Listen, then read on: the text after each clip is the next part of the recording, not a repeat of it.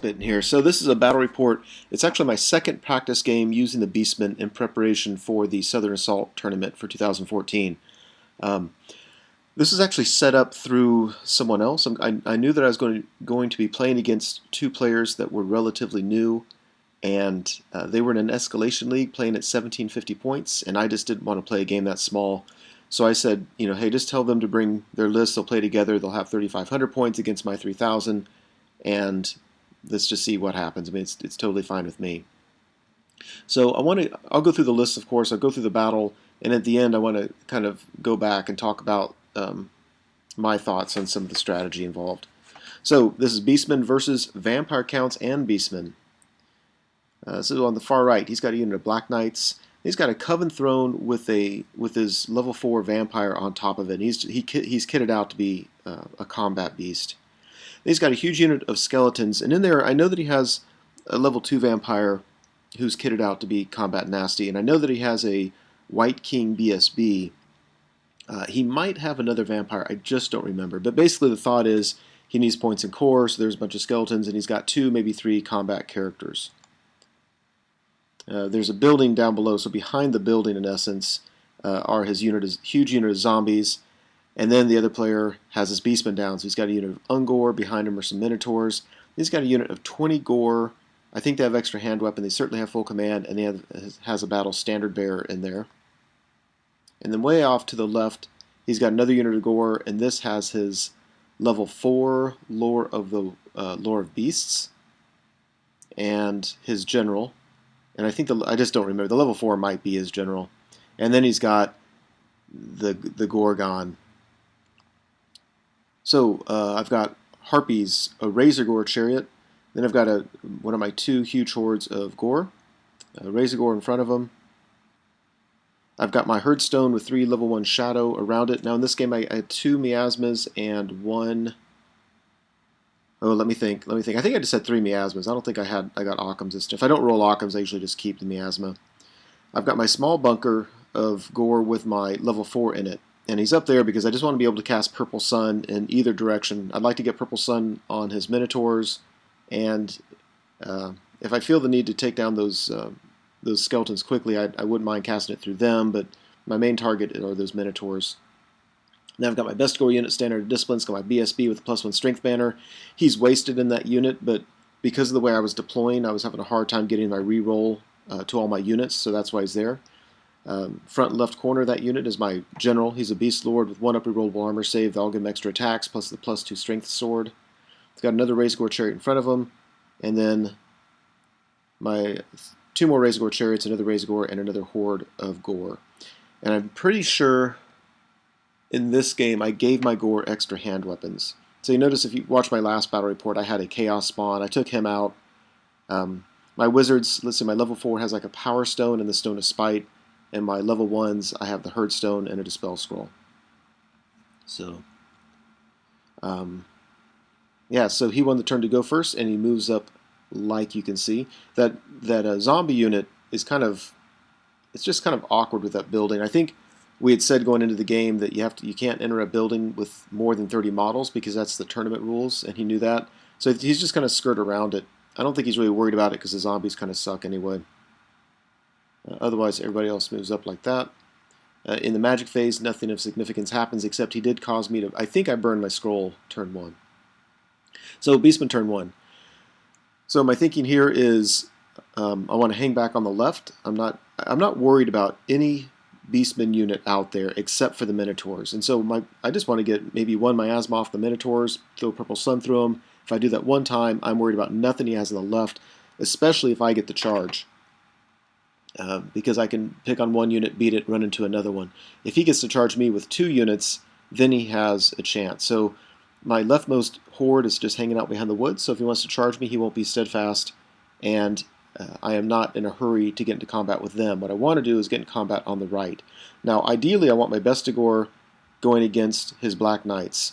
And this is a real mistake I made because I was so focused on keeping my general with the Standard Discipline unit that I put him where I did. What I should have done is put my horde on the right in the middle, put my Bestigors on the right, got the matchups I wanted, and just taken 1 dip in leadership. Regardless, that's how it is. And in the magic phase, nothing of significance happens. Yeah, so we go to Vampire Counts turn 2. Now, one thing I did in the magic phase is as I miasmed his skeleton unit, so I just didn't want it charging me on his turn. So his movement was a little bit low, so that's why he is where he is. And again, in the magic phase, nothing of significance happens.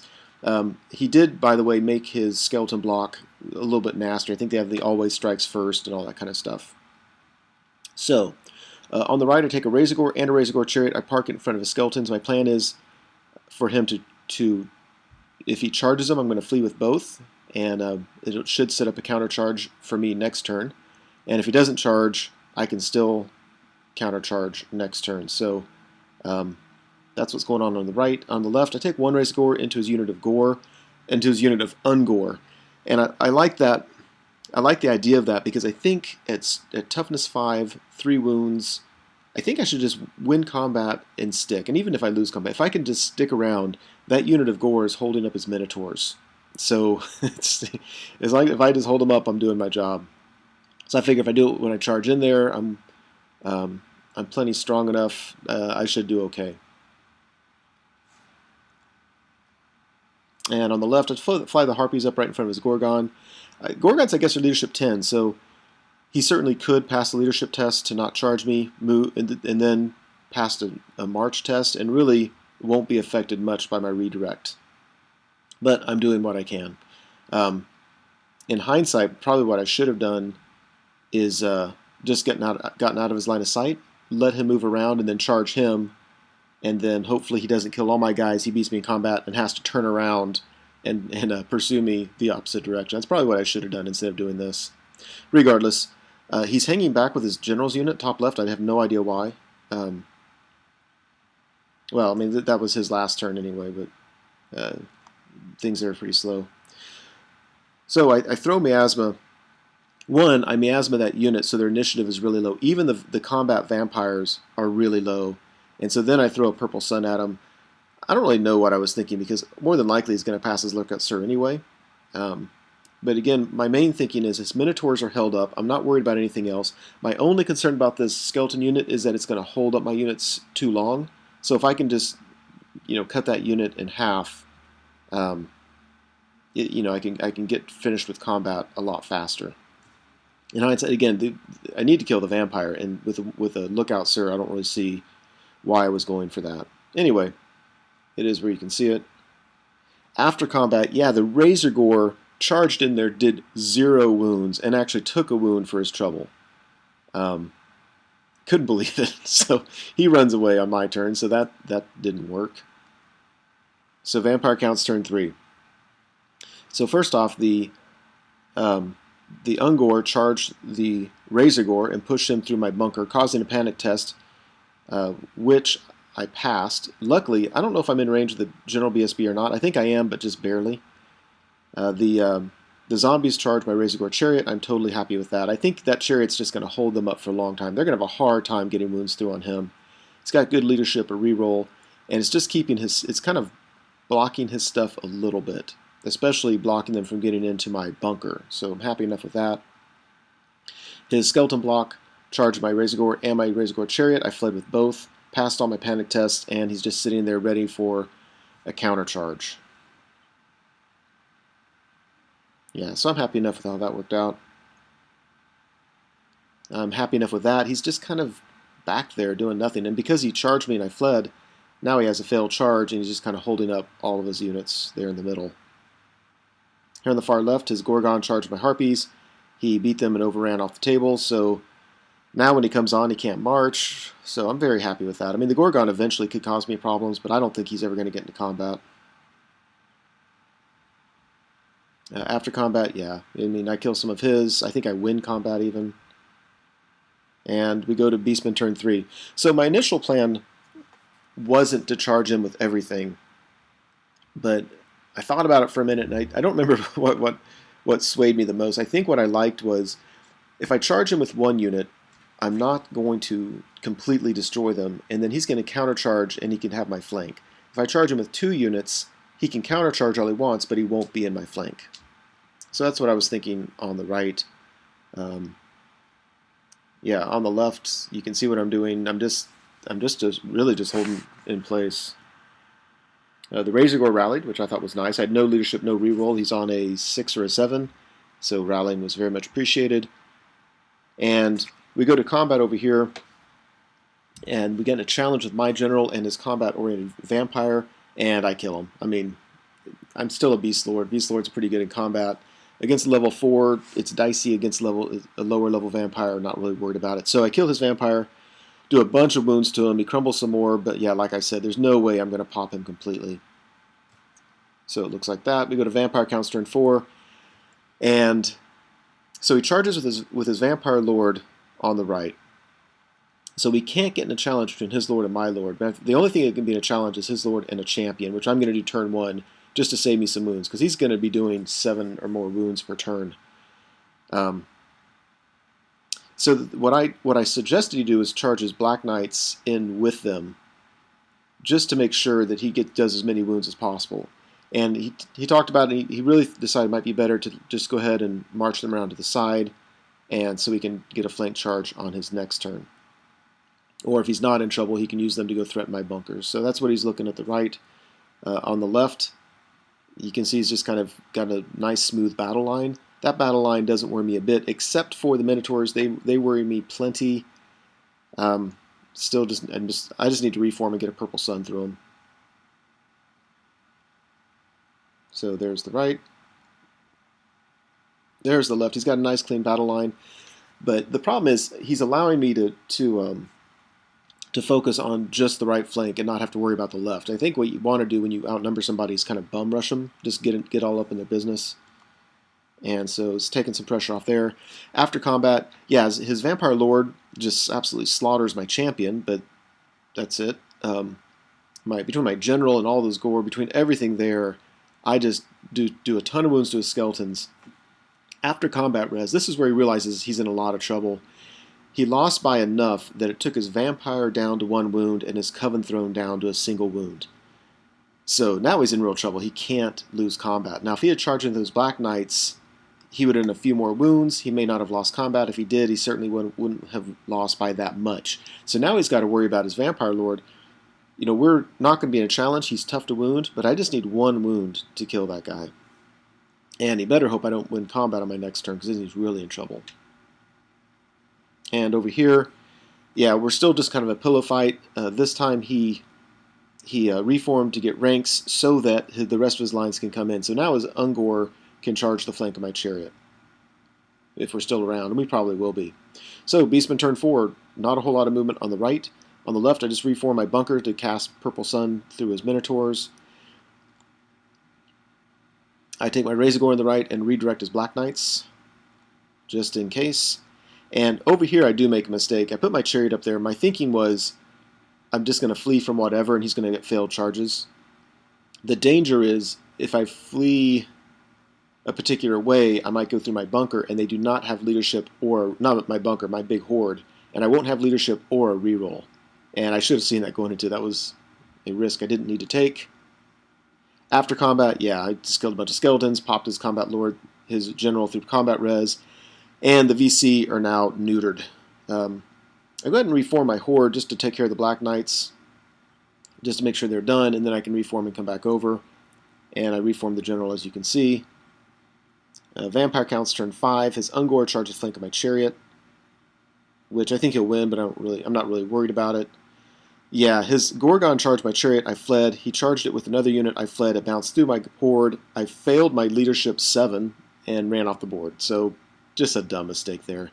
It actually makes it a little bit interesting, though, because without that, again, without that, I'm just going to tear up anything he has. I don't have a great solution for the Gorgon, but I think I can just keep him out of combat the rest of this game. After combat, yeah, his overruns take him like this. So his Ungor charge my bunker. I think at this point we both know we're only going to get through 5 turns because it's really late and the store is closing. And over here, yeah, he charges in. He does no Black Knights, do no wounds to the Razorgore. I think I do a wound in return, whatever it is. He gets down to two models left, so I charge my horde into them. just to finish them off. Charge my general's unit into a zombies just to finish them off. Looks like that. I get the initiative down, and then I think I just can't get the purple sun off. But again, at this point, it doesn't matter. So Black Knights are dead. Zombies are down to 2. They'll be dead soon enough. And then, because it was the end of the game, I went ahead and, after beating and running down the Ungor, I overran and got a charge into the Minotaurs. If I knew we were going to play another round, there's no way in hell I would have done that. I just would have done everything differently. What I would have tried to do is force a purple sun through, and either it goes through their lines and kills a bunch, or it stops in front of them and keeps them from charging. Either way would have been fine. But I certainly wouldn't have done that, but I knew it was the end of the game. So, pretty convincing victory for the Beastmen, even with the major mistake of losing a horde for no reason at all. I think the big issue here, one, when I deployed, I was kind of being friendly by deploying in the middle, because what I was thinking about doing and what I should have done is deployed in a corner, because when you're outnumbered, what you want to do is minimize the amount of their army they can bring to bear at any given time. So if you're in a corner, there's only so much they can bring against you. The Herdstone hurts that because I have to put it down before deployment, and so I can't really hide my intentions in terms of where the Herdstone's going to go. But I had a lot of chaff. I could have spread the chaff out along the whole board. He would have had to start putting units down before he knew where I was going to go, and then you can actually put the Herdstone down relatively near the middle and use it to guard a flank, because it's impassable terrain. Anyway, I went in the middle because I didn't want to be that guy in this kind of game. But even then, I think my opponents made a mistake by spreading out over the entire board edge. There was just no need for it. I think what you want to do is get the troops that you want in combat, the Minotaurs, your Vampires, your Gorgon, put that kind of stuff, put it right in the middle so that wherever your opponent lays down, you still have a good chance of getting there.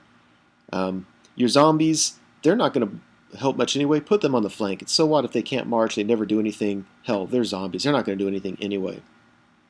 So I think by spreading out, and especially by putting a Gorgon and his general way in the corner, you're just taking him out of the game. So I mean, that's just my thoughts about it. I think they allowed me to pick on the right flank and get to where it wasn't a threat before I had to worry about the rest of the army. So anyway, that's it. That's the second practice game. I end up having one more practice game, but this is a totally opposite situation. This is against an excellent player with his tournament list, and will be a good test for the Beastmen. I'm 2-0 with the Beastmen, but I'm playing people that in those two games that did not bring competitive lists. I think the Beastmen list here is more of a 7th edition list, and the Vampire Counts is more of an 8th edition list, but it's not the kind that you see in the competitive builds right now. So I'm about to go against a really tough list with a great, very experienced opponent. So we'll see how that goes in my next report. Hope you enjoyed it. Hey everyone, Once Bitten here. Thanks for watching the video. I hope you enjoyed it. As you know, YouTube has several functions you can use to interact with videos such as this. You can like the video, you can leave a comment, you can favorite the video. I want you to know that I appreciate it when you do things like that. It feels much more interactive than simply me talking to a screen. So if you're willing to do so, please like, comment, and favorite the videos. Subscribe to the channel if you want, and you certainly are welcome to share this video on your blog or other websites if you are so inclined. Again, thanks for watching, hope you enjoyed it, and I'll see you next time.